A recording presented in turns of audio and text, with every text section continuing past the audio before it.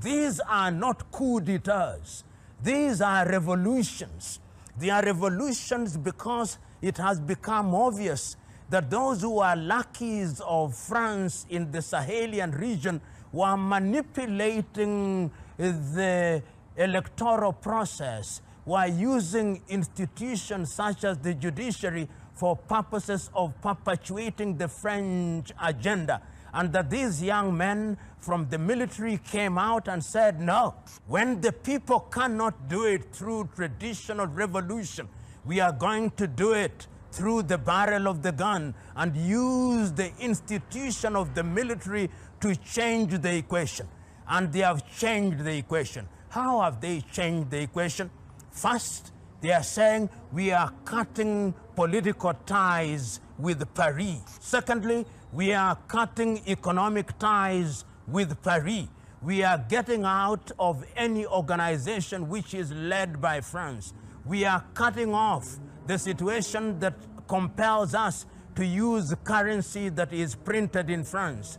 We are ensuring that our resources are going to be refined, and they are entering into arrangements with a number of countries, including Russia and China, to begin to build institutions and installations that are going to refine their uranium, refine their gold, so that there is value addition. What is happening in the Sahelian region is, in my submission and in the view of many independent commentators, the beginning of the total liberation not only of those countries but the former French colonies. And it is not lost on me that the leaders of those countries are sending a very clear message.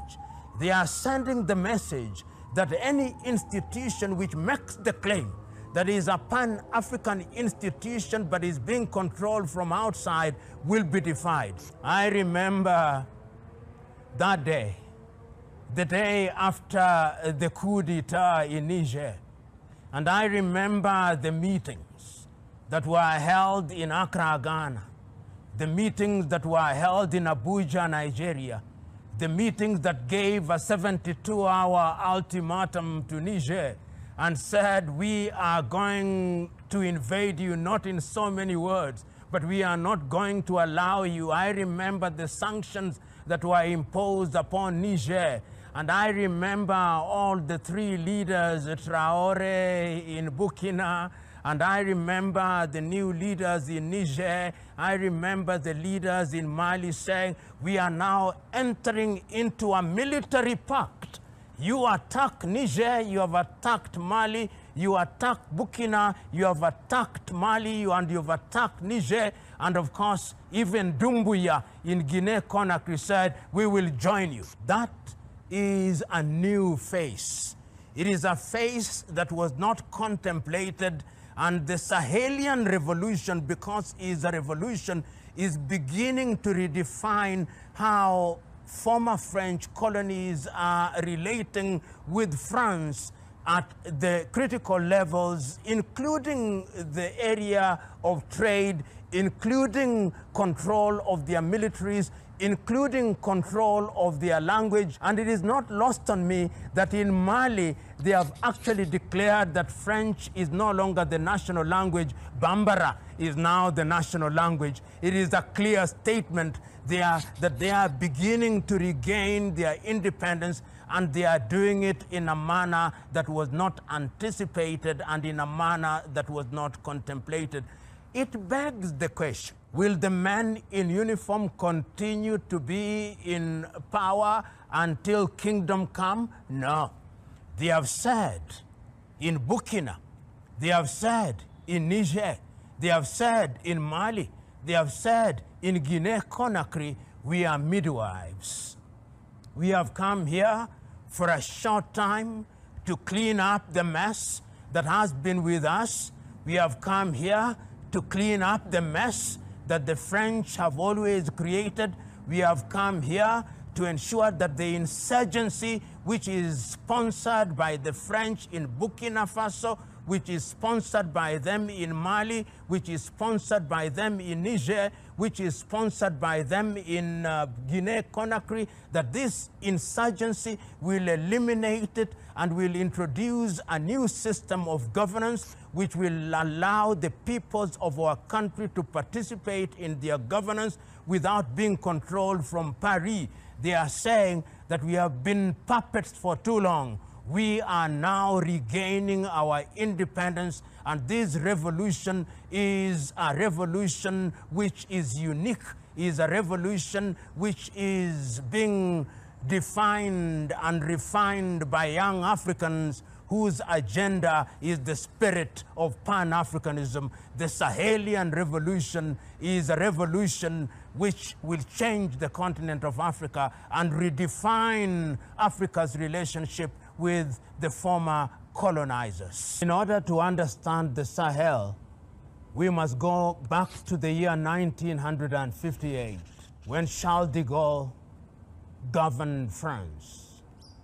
And when Charles de Gaulle and his administration took the decision that their former colonies would be granted independence, and asked that they vote no or yes. Yes, to mean that you would regain something called independence, but you would remain under France. No, to mean that the French would run away.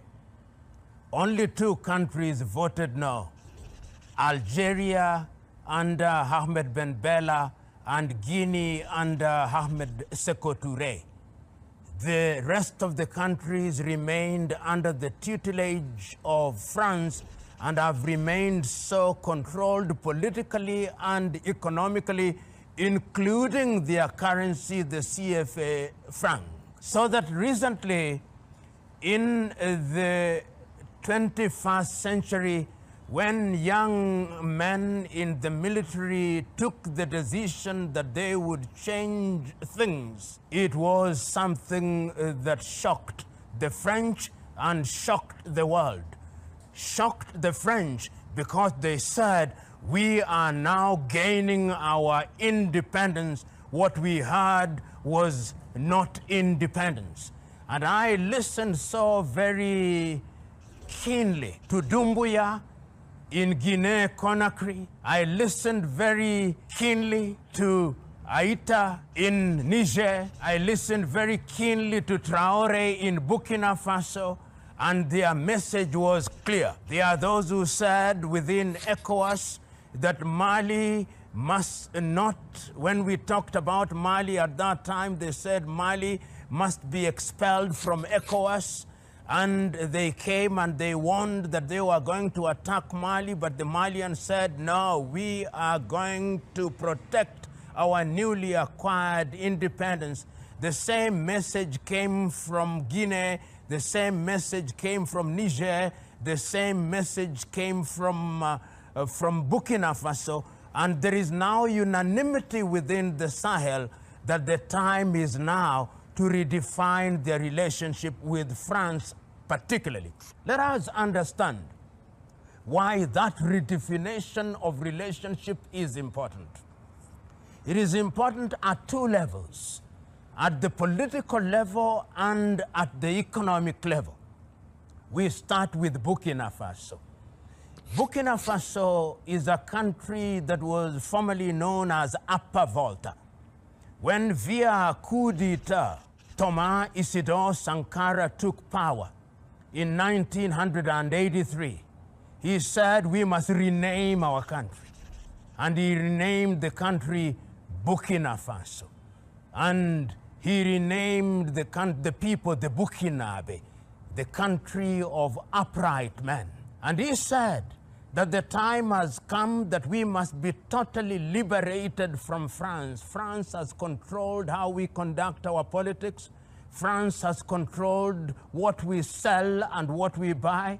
France controls our money. France controls our everything. And he redefined everything. And within 5 years, we now know that Thomas Sankara and Burkina Faso as a country were liberating themselves and were capable of feeding themselves. He said we must take charge of our gold, we must take charge of our uranium. But within 5 years, in 1987, they had induced Blaise Compaoré to assassinate him. And this is always important to remember. When Isidore Sankara was told that you are going to be assassinated and the possible assassin is Blaise Compaoré, he said, Blaise is my friend. If it is Blaise whom they have hired to kill me, then I will not survive. And he did not survive. France controls the Sahel because of our resources. Then, of course, Niger.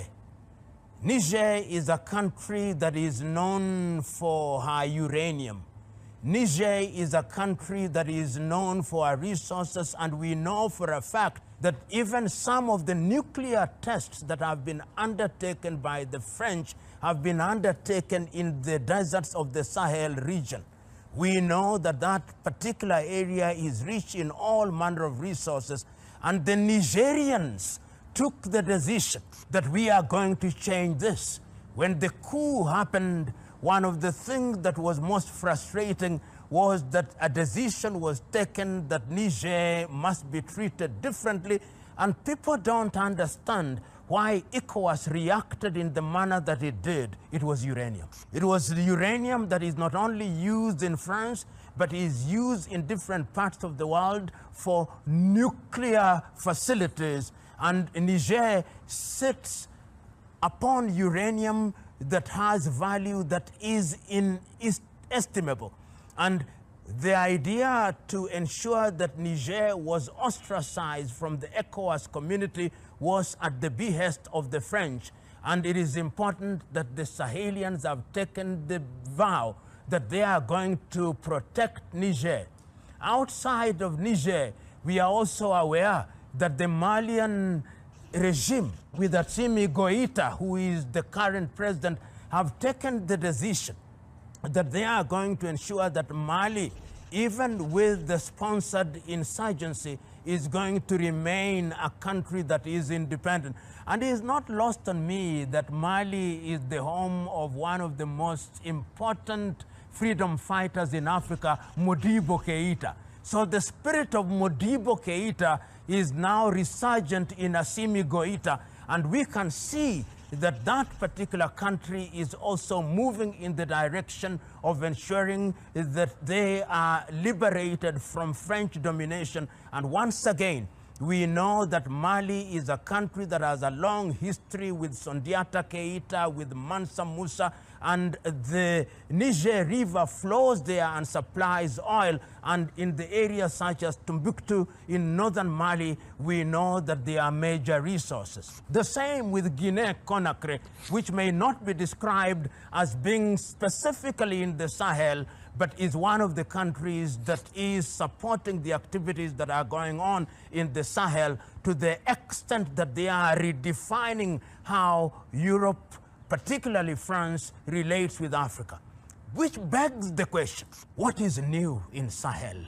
What is happening in the Sahel that is new?